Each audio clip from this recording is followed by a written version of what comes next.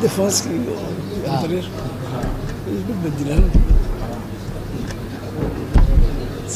truc noir.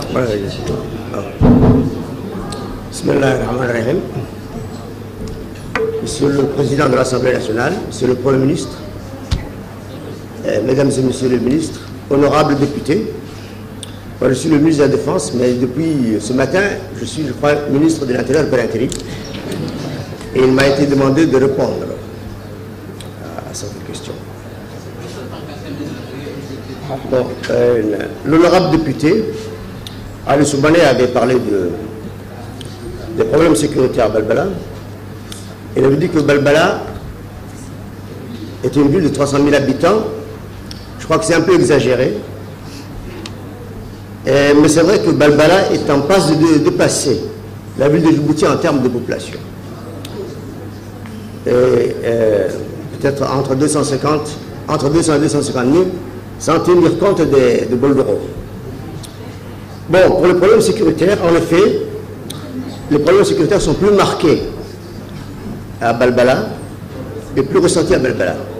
Mais il y a un commissariat central qui n'est pas encore totalement équipé, mais en cours d'équipement et d'installation, et plusieurs postes de police.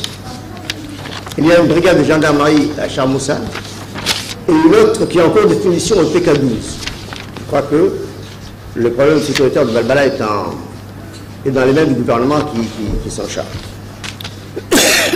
Pour la réhabilitation de l'ancien Balbala, il faut reconnaître que la grande ville de Balbala est en pleine restructuration et le gouvernement y consent des gros efforts pour son réaménagement.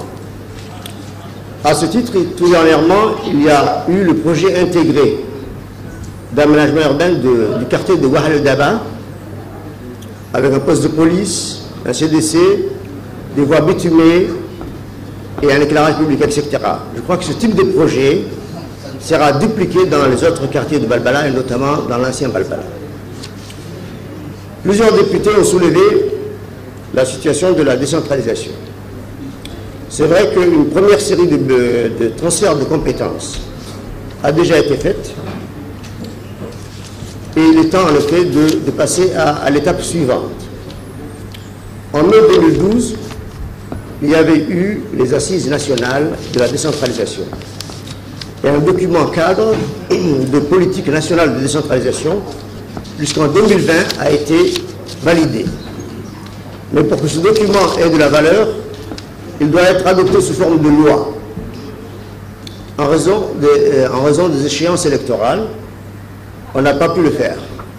Mais maintenant, je crois que le ministre de l'Intérieur va bientôt présenter ce projet de loi.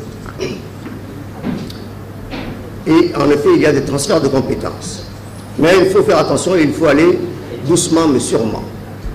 Car un transfert de compétences n'est pertinent que s'il est accompagné de transferts de ressources, de transferts concomitants des ressources, et cela dépend de nos moyens. Un honorable député, je crois que c'est toujours un député de Dekil, qui avait parlé de la circulation routière et des feux rouges. Je crois que depuis la mise en place des feux rouges, les accidents ont sensiblement diminué. Et les statistiques existent. Je parle les plus récentes. C'est vrai que la publicité n'a pas suivi. Mais je sais que maintenant, au ministère de l'Intérieur et la police est en train de mettre en place un programme de surveillance des points de feu rouge par un système de vidéosurveillance et des motards pour sanctionner le non-respect des chauffards et surtout éloigner de ces endroits des petits mendiants qui sont très fréquents. Merci. Merci, Monsieur le ministre. Monsieur